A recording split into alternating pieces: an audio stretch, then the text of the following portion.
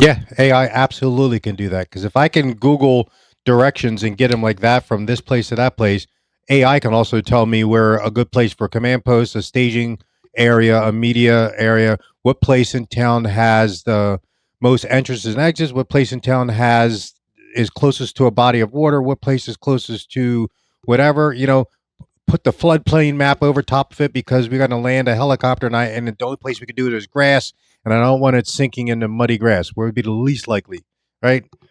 All right, we're thinking this thing might catch on fire, so we want to stage our resources next to some place that's close to a body of water or whatever. And AI can start getting all that stuff for you, or at least start ruling out places. This is Corey Jones with the Be Ready with Safety Man podcast. Join us every week for a new podcast. Follow us everywhere podcasts are played and on YouTube. Be Ready with Safety Man. This is Corey Jones. We're back. Here we go. Another month on the Safety Man podcast. Indeed, indeed. What's up, Hoagie? How you doing, man? Good?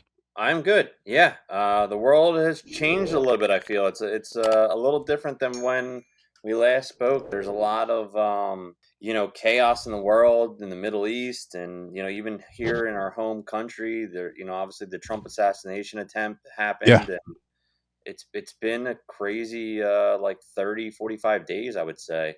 It definitely has been, and it also gave us time to really think about what we were wanted to present with this podcast. It gave me some time because we saw a lot of people jumping out after, especially the Trump assassination attempt, with theories and criticisms and so forth, and we didn't have enough information to make anything. We still don't. Yeah.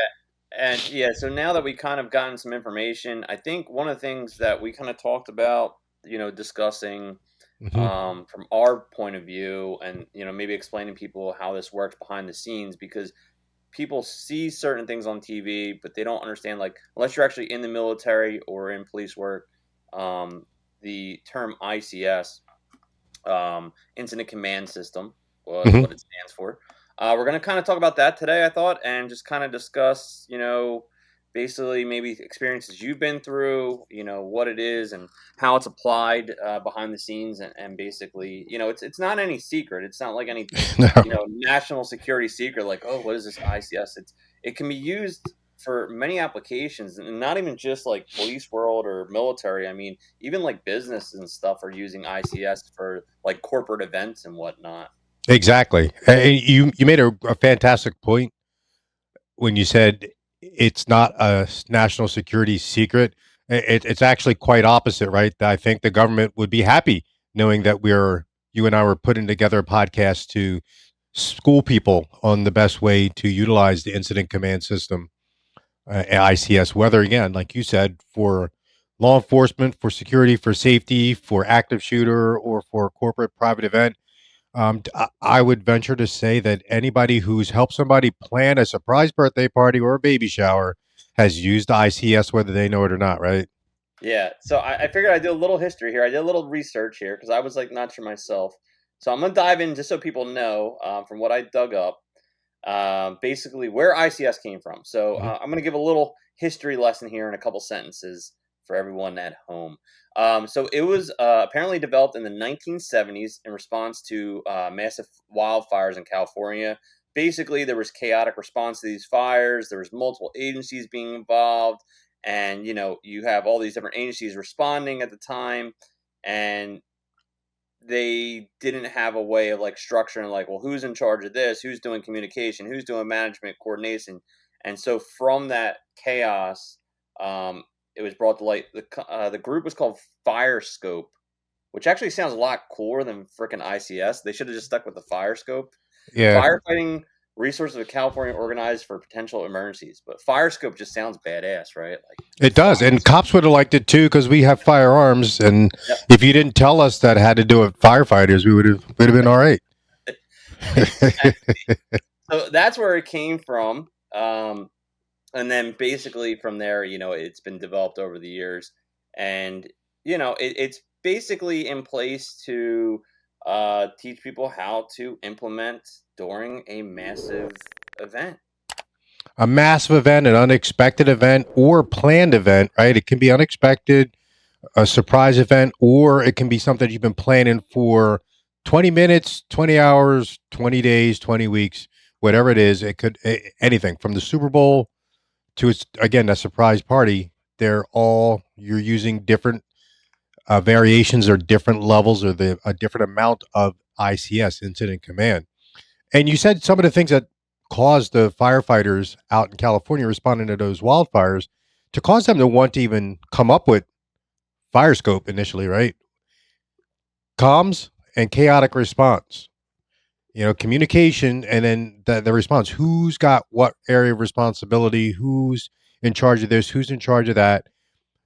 I don't need to worry about that building, that house, that area because I know that that person has it. If ICS is being done correctly, that's the way it's supposed to work. But when we're looking at this Butler assassination attempt involving the former president, it still seems like that's some of the problems that they're running into, right? It sounds like, I mean, listen, I'm not going to sit here. I'm still working. I'm trying to keep Yeah, my job. So I'm yeah, I'm not going to trash, but from what I'm seeing, it sounds like there's a lot of communication problems. That's hmm what I gathered from all the different people speaking. So I don't know who's in fault. I'm not going to point fingers. I'm not going to, come here and stand out and just whatever, but from what I'm hearing from police officers and things, it just sounds like there was a lot of communication breakdown. yes. And I'm going directly from the testimony from the now acting director of the Secret Service after Ms. Cheadle resigned, and he gave a lot more information, a lot more direct testimony to the House, and he said communications and areas of responsibility. He wasn't pointing fingers at anybody except for like this, going back to himself. In the future, this is what I want to do, and what he just said today, and some of his testimony today was, in the future, what they want to do is they have the capability, and they're going to really start to push it out. Is one, there's no more. If I have information, I want you to have the information, and we're in an actual event. I can't text it to you anymore. I got to put it on the radio. And this assistant acting director said that he goes, back when I was on the president's detail, when I was an agent on the president's detail, we had a saying: if you feel you need somebody else to know a piece of information, then say it on the radio. Right? So it's live, so everybody can hear it, so everybody can respond to it, so everybody can have that situational awareness. Yeah, I think that's one of the things that can obviously break down the fastest is communication and how you're communicating. Like, like you said, are you using radios? Are you using cell phones? And I think that just comes down to a lot of planning. Mhm. For any kind of event, basically that's just something that needs to be laid out from the first moment. Like, this is how we're going to communicate. If that breaks down, then we're going to communicate this way. That's because from experience, hopefully you have a good dispatcher or someone that you can work with that can clear the radio and can make sure that only pertinent information is getting through correctly and not 15. That's the other side of things, though. If you have some kind of chaos on the radio, then you have everybody chirping. Then you have the opposite effect where it's hmm like too much information is going out and what's pertinent, and what's not. Right, right. And where does that come from? It comes from training and experience. So incident command, what you said was, controlling that response, and then you said hopefully you have like a good dispatcher that can help with the radio. Yeah, that's exactly all part of it. So if we do training and the dispatcher knows what to expect from me, and I know what to expect from the dispatcher, it's going to help mitigate that confusion. It's going to mitigate the amount of things that I need to say on the radio. Because what I used to do, I used to role play with my platoon in an incident command. We would say if we have a shooting up on the highway at 2 o'clock in the morning, and one of you gets in an officer involved shooting, what are you gonna say? Right? Your location. If you could only get one thing out, your location. And then if you just suddenly get on the radio and say 123 Main Street, everybody knows where to go and that there's a problem at 123 Main Street. But if we didn't think about this, if we didn't talk about it beforehand, it wouldn't make as much sense. It wouldn't be as an automatic response. So that's one of the things that we talked about is what are you going to say on the radio? Let's talk about it. Let's get it out of the way now because that's a high a low, what did they say? It's a low frequency but high value event. It's a low frequency but high value. It could be potentially catastrophic if we don't handle it right. People could lose their lives, their careers, their freedom, their finances, and everything if we don't handle that correctly. So to your point, we don't want to overwhelm the radio. We don't want to overwhelm the supervisor. We don't want to overwhelm the officer who's trying to handle this potentially still ongoing problem. So, a question: have you had any examples you can think of off the top of your head where you've had to use ICS, and maybe you could talk about it? Yes, I've numerous, just about every event that's ever happened. Probably some of them, the one of the scarier events, we had an explosion at a trash processing plant where, unfortunately, a guy suffered third-degree burns over a large part of his body. We had multiple people injured. We had active explosions going on in the middle of the day. This is, everything that happens post 9/11. When you hear the word explosions, what are we thinking? Is this the big one? I Yeah. had to do temporary flight restrictions. I had to do all kind. I was in charge. This was my event. Now, this is Monday through Friday during the week, so my command staff was still there, but I'm the patrol supervisor. I'm the one that's actually in the street. They're literally were eating lunch when this was happening.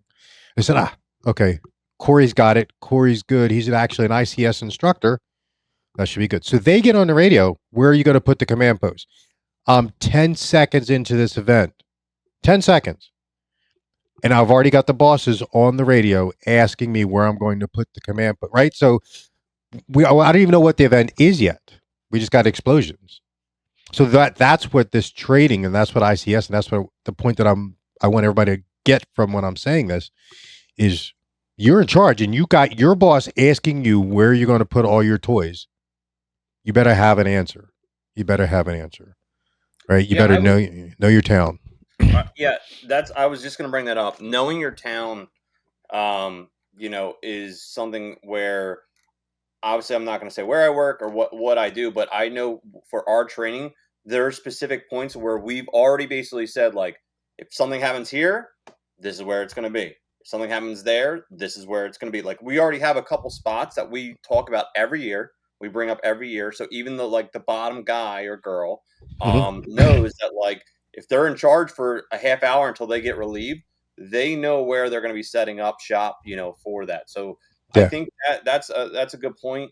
Is having that in your mindset already, where you're going to be. So when you get those 35 questions from everybody, you can at least point, and you can always. The thing about it is, like, you could always move the command center, for safety reasons or whatnot. But if you have some ideas of where it could be to start, you know. But again, know your town. I mean, that's great advice for just about anything, obviously. But knowing these in your head, like, okay, going through, and I know, even with us, we already have places for where we think about for medical, like parking lots for medical, for airdrop. If you're going to have a helicopter come in, if you need to bring airlift support, you need to know what fields are good. You need to know which areas are great for staging and can pass. There's not wires going through and things like that. If you need like an air support drop, like these are the things that I know in the back of my head just from years, and I've only maybe dealt with a couple situations, and we've had a helicopter land before and things like that. So I know in the back of my head, I'm like, okay, that's where this is going. If that happens. A helicopter actually did land in my command post. So that guy that was unfortunately that got burned, they flew him to Crozer Chester Burn Center, and the only place for them to land a helicopter was also the only place I felt large enough for my command post. Right, so I'm sitting here holding all my papers because I got the back of my SUV open up. I got my papers and everything all sitting out where everything is going to be. And here comes a helicopter lands, right? And it's blowing everything around. The chief's looking at me, the captain's looking at me, the lieutenant's looking at me. He's like, yeah, good. I said, there won't be any more helicopters. We got it out of the way. But Why did my head do I picture like a bad Michael Bay video of like a helicopter landing? There's papers flying. yeah. And nobody's helping me. They're just looking at me. That's exactly what it was. So, lesson learned. But if you ask me again, Corey, knowing what you know now, would you still pick that place for the command post, even knowing a helicopter's going to land? Absolutely, because of the congestion of where this event was, the congestion of just to get us there was difficult. You mentioned staging, so staging has to be in a different place than your command post because I don't want to have 22 fire trucks and 600 police cars, 50 feet away from the bosses. You just can't have that. You have mission creep. You have too many things going on, and then I can't get my resources where I need them when I need them there if they're all jammed up in where the command post is. So you're right. We need a staging location. We need security. There's going to be a bunch of different pieces, and the whole thing about ICS, incident command, is that it's designed to be flexible. I can give you a box that'll say, like operations, logistics, and so forth, a couple of different titles on them, but that might not apply to your event or this event. So you could take operations away. You're always going to have operations, but you might take logistics away and put finance, and you might have finance, you might have administration, you might have media. It could be a couple of different things. So think of, if anybody who's listening to this, like, how could this apply to me? I'm a businessman. I don't have anything to do with law enforcement. I'm not a CCW holder or whatever. I'm a business person. Yeah. Okay. So do you remember we had a pandemic and you had to figure out how you were going to let your people know if they were coming to work tomorrow, not coming to work tomorrow, what color masks we were wearing, all these different things. You were doing ICS. There was an incident. You were the commander. You were in control, and you had to have a system in place to make sure you kept your people safe and informed. So, and that's exactly what ICS is designed to do. Yeah, I think you brought up too is like the media. Having a place because there is two different things that happen with the media, right? First, they have a constitutional right to get information and share that information, but they also have to respect the boundaries of an ongoing investigation as well. So having a plan of at least a place that media could stage, they could start setting up, because that's something you have to think about. And if you don't have that in your back of your head, like we talked about, right, previously, places where they can go, a parking lot or a school parking lot, or some area they can set up a field. They're going to just start barging their way into any little scene they can get into, and then you're going to have that to deal with. So having like, hey, yes, any media response, please report to lot B. And then you can adjust it from there or whatnot and set up interviews and all that. But these are all the things that you have to have in place going in. And if you're a low man or low woman on the totem pole here, and you're thinking, well, I'm not a sergeant, I don't need to know this. BS, because when when it hits the fan, and especially if you're in a small department, you're in a small town, you're probably gonna be taking on lots of responsibility. So having some of this in your head now, I think most academies have, what's the first level, 100 and 200. Yeah. So I think most academies, it's like standardized, like at least in New Jersey. Yes. And then I think that if you have the availability in your department to go to extra classes, I would tell you, like, go for it, because here's a couple things. One, it's not a super stressful class. It's actually enjoyable. They're pretty enjoyable because they do a lot of role playing and whatnot of setting up the things. So they're enjoyable classes to go to. So I would definitely recommend, anywhere you are on that ladder, to get more training in this field. And plus, it's a good networking tool, because usually there's guys and girls there from fire departments and federal departments and stuff like that. So you kind of meet and cross network a lot too. Yeah, and you're going to have either leaders or people who are going to be future leaders that are going to be taking those types of classes. So those are, like you said, networking. Those are definitely going to be good people that you're going to want to learn from while you're there, because not everybody does it the way my agency did it. I'm sure there are some things that we could have done better, and there are some things that people would have seen us doing, like, oh wow, yeah, I never would have thought of doing it that way. That actually is really, really good, Sarge. I like that. So ICS, we just saw, as you brought up, you could be the most junior officer in your agency, the most junior firefighter, the most junior guard, the most junior team member on your about ready to take this mission on. But the event, the emergency might be in your area of responsibility, or might be in your wheelhouse. It might be that this is what you do. You're up, Corey. You handle it. So it does. I don't care if it's your first day or your last day. Look at George Floyd and Derek Chauvin. You had rookie cops that are being held to the same standard as a veteran cop. So if you're taking this responsibility, you need to be able to start thinking outside the box and be prepared to, step up and make good stuff happen. Because that's what needed to happen at the Donald Trump rally, was people needed to start pushing, and they were pushing information, and they were chasing leads, and they did rush Crook, the assassination, the assassin. They did cause him to take his shot sooner, and most likely that's partly why he likely missed Donald Trump. He didn't have the time to get that shot, because those police officers not Secret Service, police officers contacted him face to face and then rushed him. And then a police sniper shot him. Also, Secret Service snipers shot him on different radio channels. And the way that they were handling the communication with different radio channels, because you have FBI, Secret Service, state police, and at least three towns in Butler. You had Butler County, and then some from Pittsburgh came out for that, and Pennsylvania State Police, all different radios. So they had what they call their control room, where they would have representatives that could hear all those radios, so they could filter. All right, Corey just said this. The PA State Police just said this. Just said this. Just said this. I think, I try to think ahead, like where this stuff is going, and even though I'll be out of the field, sooner than later, but I think AI is going to come into this.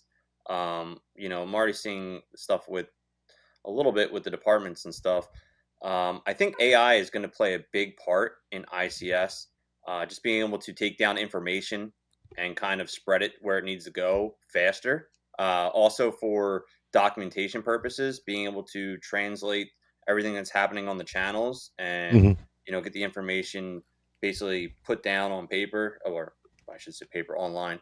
But I think you're going to see ICS creating responses faster for people. So you'll be able to input names, and I have this officer responding, and it will like automatically assign them to certain locations and things like that. So I think, I try to think of like the good stuff with AI, because there's a lot of talk about negative stuff, but I think that AI will play a huge part in ICS in the future, and will help with logistics and communications, and will hopefully get past some of those barriers of there's 15 radios. Well, if there's an AI brain in there that can say, okay, we're going to put all these channels into one thing right away on this, and can do all that work behind the scenes while you're trying to save someone out of the building, that's where AI plays a huge role. Yeah, AI absolutely can do that, because if I can Google directions and get them like that from this place to that place, AI can also tell me where a good place for a command post, a staging area, a media area, what place in town has the most entrances and exits, what place in town is closest to a body of water, what place is closest to whatever, put the floodplain map over top of it, because we're going to land a helicopter, and the only place we can do it is grass, and I don't want it sinking into muddy grass, where it would be the least likely, right? All right, we're thinking this thing might catch on fire, so we want to stage our resources next to some place that's close to a body of water or whatever. And AI can start getting all that stuff for you, or at least start ruling out places for Yeah, I you. mean, even like you said, you had an explosion at a what'd you say, it was a chemical plant? Or I'm sorry, what was it? A trash processing plant, yeah. There was a couple So chemicals there. for example, like I'm just thinking in my head, all of the blueprints of the schematics of every building is in your county or in your township. The day that AI finally can get a hold of all that information, and you could say to AI, you might have been to this building once in your entire career, and you roll up and you can say, how many entrances there are in this building, how many floors, how many square feet, like you said, is there sprinklers? If you could just ask these simple questions, and they can bring up ding ding ding ding ding like real quick for you, like that's huge, and that's where the positivity of AI is going to come in to help these situations. Okay, guys, there's a back entrance that has access to the roof from here. You're not trying to call downtown to get the maps. Like, if you can get that instant information, that's Yes. where it's going to be absolutely huge. I think the Yeah. technology is going to enhance that so much. Well, we saw that in Uvalde with the keys. There, we were waiting to make entry because we were looking for master keys, right? And we were looking for master keys, and everybody was confused. The actual leader didn't even have a radio, so the chief was talking to dispatcher on the cell phone while everyone else was getting information on the radio. Then you had multiple agencies at one location with multiple leaders in charge, multiple expectations of who can tell you to go in, who can tell you not to go in, or do we go in based on use of force policy, or do we go in based on who's actually in charge? Like, if I in New Jersey, if I see a violation of use of force, if I see something that would cause me to feel as a on duty uniform active duty police officer that force is needed, but I have an officer who can't see that telling me don't use force, and that officer's in charge, which one's the right answer? And I'm not trying to answer that question right now, but we need to know how we're going to make that calculus, because that's kind of what happened in this assassination attempt, right? You had junior officers who were actually the operators making contact with the sniper, the bad guy, the assassin, and they had to make decisions. All right, contact, and then we had to. No, they didn't ask for permission to shoot. Nobody asked permission to shoot him. They shot him when they saw it was a use of force situation. There was no red light, green light like we see on Hollywood, and that's what ICS does. Is it establishes beforehand what decisions you can and can't make, or expected to make and not make. And in depending on what state, what jurisdiction you're in, you need to know the law. Because what we did in Burlington County when I would run tactical events was we would have whoever the chief officer was, a chief law enforcement officer. If the county prosecutor's office was there, then the prosecutor's representative would be making this statement saying, we're operating under the Attorney General's use of force policy. There is no green light, red light at this time. And that's what they would say. So then every SWAT officer that was there, every patrol officer that was there knew that it's use of force. So we didn't have to worry about, is this a green light, red light? We would get all that out of the way. I wrote down some tips for learning and training in ICS. So I'm just going to go over a couple of these real quick. First off, start with the basics. So, introductory courses. There's a lot of free stuff online with this. Like I said, this isn't a big government secret. If you're in a business or you're trying to get in the police world, these are things you could do ahead of time to start understanding basics. And there's lots of books out there. There's podcasts. There's all kinds of stuff. So that's start with the basics. Number two, hands-on training, participation in live drills. And what I've seen now too, which I really like, is just tabletop exercises, almost like a board game. Hey, here's the map. You're the player. Where are you putting these pieces? And okay, what will work here? What would work there? I think that's cool. For someone like me who likes to see things spread out and can pick up strategy by looking at the pieces of a puzzle. For me, that worked really good, and I think that's something to think about. So besides just actually physically doing it and learning about it, but actually doing a tabletop exercise and sit-down discussions and things like kind of what we're doing right now, just kind of talking about it, that's another way. Another one, this one's huge, and I have a feeling that a lot of places aren't doing this, is multi-agency drills. Practicing with not just the three guys that you work with every night, because that's the easy part. Learning to do this, a coordinated drill with your EMS, your responding fire departments, even, if there's local federal agencies in your area, Homeland Security, FBI, if you have some people of contacts in that world, doing some kind of drill where you're calling in multiple places. Hey, where are these people going to go? What are they going to do? That's huge for networking purposes and also for just experiencing and learning from them. Like, oh, well, I didn't know that was your policy. Our policy is this. Okay, how can we come in the middle here and come to terms? Because I see that a lot too. You see that too. One department says, well, this is my policy, and we have to do it this way. And we're like, well, we got to do it this way. So it's like, well, who's, like you said, who's making the judgment call there? But multi-agency drills, big one. Exactly. And that's where you realize how important ICS is. As soon as you, 10 minutes into trying to plan the multi-agency drill, you'll realize that, oh, wow. I guarantee it, because you're going to say, we're going to have the first meeting. Oh, I thought this was only a Zoom meeting. Oh, I didn't know we were meeting in person. So that's why you're going to see right away. You need I didn't read. You need ICS for the ICS training. You need ICS for the ICS training. Exactly. And that'll tell you why. One last thing that has been coming up a lot with this Secret Service assassination attempt with Donald Trump, and there's this video of this female Secret Service agent who appears to be, I don't know if she was actually having a problem holstering her firearm. It appears to be, and it's been iconic. And the only reason I want to bring that up, because this isn't me trying to say that she was trying to holster it and couldn't. I don't know if she was trying to holster it and physically couldn't for training, or if she wasn't sure if she wanted to holster or wanted the gun still out. Because we're still a couple minutes into, the former president just got shot in the face 6 feet from you. I get why you might still want your gun out, not out, if you're not 100% sure. So I'm not ready to say that she couldn't physically holster. It appeared that way, but I'm not ready to say that. But what I am ready to say is, having been and still a permit to carry instructor and trainer, and I'm sure you remember hearing people talk about this for the past 2 years that it's been lawful, 3 years that it's been lawful. 2 years that it's been lawful is why do we have to do all this extra training? Why can't I just go shoot holster training? I got to have holster training. I got to have this. I got to have that. Well, what ICS will tell you, what that video should tell you, and what I hope you get from listening to Hoagie and I is if you didn't train for it, you're not going to be able to do it under stress or where there's an emergency. Trust me. If you didn't train for it, you will not rise to your what you think your awesomeness is. You're going to fall to what your the best training that you did was. So if you never did holster training, good luck trying to holster that gun under stress when your emergency happens. Yeah, not to get too far off topic with it, but you're making a good point, and just kind of thoughts just popped in my head. Um, so I carry a lot of stuff. Like a lot of places have now switched over to the Molly, and have a lot of more gear and tactical stuff on their actual vest now. When I started, that was not the case, and I'm assuming you as well.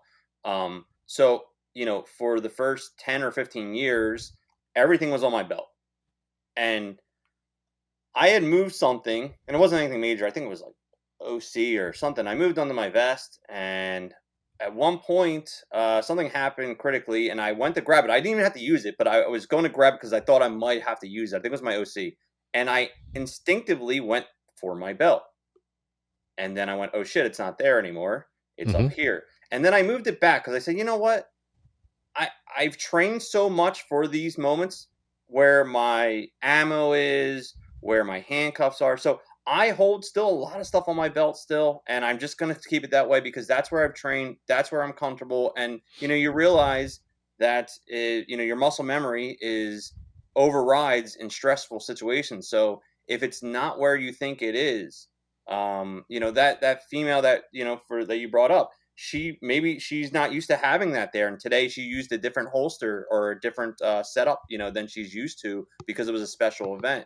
And so I kind of said to myself, like, I don't need to look all fancy. I'm not here to impress anyone. I'm here to do what needs to be done. So I leave a lot of stuff on my belt just because I know in an instant, in a Yep. pinch, I know where it Yeah. is. And Yeah. it is what it is. So maybe I'm the old guy now that has the stuff that way, but it's what works for Yeah. me, and that's where I train. Yeah. So And you proved the point to anybody who would be watching this right now is when you said, I know where my ammo is, I know where this is, I know where this is. If, knowing from interview and interrogation, when people's physical gestures match the words that they're saying, it shows that they actually tend to mean what they're saying. So when you're going, this is where this is, and you're physically going to it, you're that's showing you and showing me and showing anybody who's watching is like, yeah, he knows exactly where his stuff is because he's pointing to it when he's demonstrating. Right. I was watching a video a long time ago. Just again, I like to. I really want people to understand why you and I stress this training the basics. You know, they used to tell us advanced SWAT. There's no more techniques. It's just getting good at the first ones. That's what they used to tell us advanced SWAT was. And they're like, oh, we thought we were going to learn all kinds of cool stuff. We didn't. So, but I was watching this video of a special forces person operating in a combat zone, and he's got his rifle slung, and he's going to make entry into a location, and he realizes at the last minute that the rifle is going to be too long. He wants to go to his handgun, so he's going to sling his rifle and get his pistol before he makes entry. Okay, great move. Okay, that's fine. He slings his rifle, and you see him go twice, no gun. He goes, oh, he had moved the gun to, I guess, a thigh holster. And this guy's like, Navy SEAL, Army Rangers, Special Forces, all bearded up, jack dude over in the debt. And I'm not breaking those agencies. What I'm saying is that operator moved something, and under stress, that could have been death, right? That could have been somebody could have died when he was looking for that weapon and it wasn't there because it was down there. So continuity of training, and as you just alluded to, you got to know where your stuff is. You got to have your ability to keep your eyes out on the threat area, and your hands can go to whatever your tools are. yeah, I think the saying is you need 10,000 hours of anything to kind of master it, and I think the same thing goes with police work. If you're moving something, then you better be practicing with that. Don't just put it. There's so many things that look cool, or they're the fad of the week, and this is how everyone's wearing it. It's like that's great, but if you're not training on it, that it's when it happens and the problem happens. So like again. I've tried not to judge the situation because obviously it was a super stressful situation. I feel bad for the lady because she's been getting virally destroyed. Hmm. But that's kind of what I thought in my head. It was like I went back to that moment when I saw her doing that. I'm like, I wonder if she moved her holster or she just didn't train on it enough, and she had a different setup that day because when you're walking around the office and you're at one thing, but now you're at a presidential event. Maybe you had a different setup, a different jacket, something. So that could play a part for sure. Yeah, definitely a lot of stuff to look at there. And I think regardless of what the actual reason is that we see that activity with her and with the gun in the holster, regardless of if we ever do find out what was going on there, I believe the takeaway is we need to train. We don't want to be that person. I don't care about the video. I mean, yeah, my reputation is important to me. Safety man reputation. I would, be embarrassed if I was ever on video, making a mistake or going to, making it look like all this stuff that I talk about my training and I can't do it. I would not just want to get somebody hurt Yeah, because I couldn't get my gun back in my holster or accidentally shot myself or then because I've again unintentional discharges. I've been on the range when they have happened, and that's usually when it happens when people are going back to or coming out of the holster. yeah, Is in my experience. So I know this isn't all ICS, but it is ICS because everything is an incident. When we show up, we are in command of that incident, or as Tony Blauer would say, you are your own first responder. You are your incident commander. You know, if this happens at your job, this happens at your house, somebody falls off a ladder, you get hurt, a motor vehicle crash at 2 a.m. on a country road, you're the incident commander. So what do you need? So start thinking about it in that respect. What would I need? All right, I would need somebody to call. I would need somebody to find a location. I would need somebody to call emergency services, and I would need somebody to start first aid on the injured people in our party. And maybe I need somebody to watch traffic so this thing doesn't get any worse. And and then just start role playing. Pick an event. You can get your family involved in it, your kids, without making it too morbid. You know what I mean? You got to be age appropriate, but you can start getting everybody involved in. All right, what's something that we would need if we got a flat tire right now? What would we need? We would need lights. We would need flashlights, traffic vests, so nobody gets run over. Hey, we would need traffic vests. And you can start prepping people that way. That's another way to start building your family, your team into the ICS system too. Here's one thing from experience of, again, I haven't been a part of a mass situation, but from smaller situations, I've dealt with some pretty serious smaller situations, I would say. Um, a lot of people show up to the scenes, and here's one thing I've learned from experience is this is everybody wants to help. They're there because they want to help. And what I've learned is just start delegating and giving people something to do. Like you said, hey man, I need you to go make this call. Hey, we need these safety vests. We need this. Just start delegating until someone else comes in and kind of can start organizing. Just start putting people in places to get the job done. Because a Hmm. lot of people show up and they're just standing around. They don't know what to do, but they want to help. They're like, I'm here to help. I can do this. I can do that. Give them something. Just start having people help it because that will, even if it's a small task, it can make a big difference. So just, Yep. if everyone's just standing around looking at each other, start making a plan and having people do stuff. And then, someone steps in to override you and they're higher up, so be it. But at least you got the ball rolling.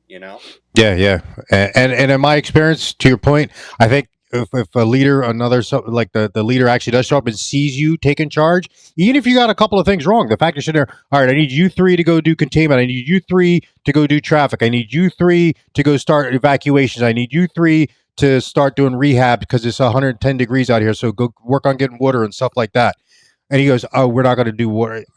Fine, Fine. But, but you're you just showed yourself, that boss, how awesome of a team player that you are when the boss showed up and you're already got stuff moving. You're yeah. already delegating. And you know what you delegated, you know what you told, you know what the mission, you know what your plan is. So now you can look to your boss, say, here's what we believe is happening, and here's the plan that I have in place. All right, carry on. Or no, no, no, no, no. Be prepared, but likely it's going to be carry on with this little minor modification.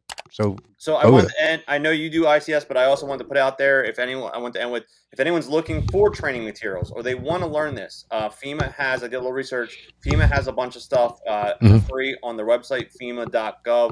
If you just type in ICS in their search area, whole bunch of free resources. Again, this is not a big secret. So you can download this. I'm not telling you stuff that you can't hear. You can download all this, all the at least the basic stuff, all the introductory courses and whatnot. You can get most of them for free on the FEMA website. You can, and then you can also get any event that's a major event from Columbine to Uvalde. You can actually get the breakdowns. You can get the investigation reports, PowerPoints, videos, and whatever your style of learning is. You said earlier you like to be able to like that overhead view of everything all spread out and looked around. I like when somebody's explaining it to me in like a nice video kind of thing, and they're explaining it to me. Then I can pause, and be like, okay, yeah, I can understand. I can understand it. That didn't. Okay, I'm glad I saw that. So now you started to learn ICS, and now okay, this was an event that happened. How would ICS, if they did it right, maybe made that event work out differently, right? From September 11th to a hurricane, superstorm, to a giant fire, whatever. Just pick any event. One of the events I saw I was also doing some research about like where did ICS really work well, and the one they point to a lot is actually the Boston Marathon bombing. They talk about how there were so many multi agencies involved in that, and how successful they were with the ICS system they put in place there. So if anyone wants to look at that case study, that's probably a really good one in Very good one. modern time to look at. Very good one, because you had a lot of agencies, you had active threats, you had people afraid, we had unprecedented things happening. So yeah, you had everything going on.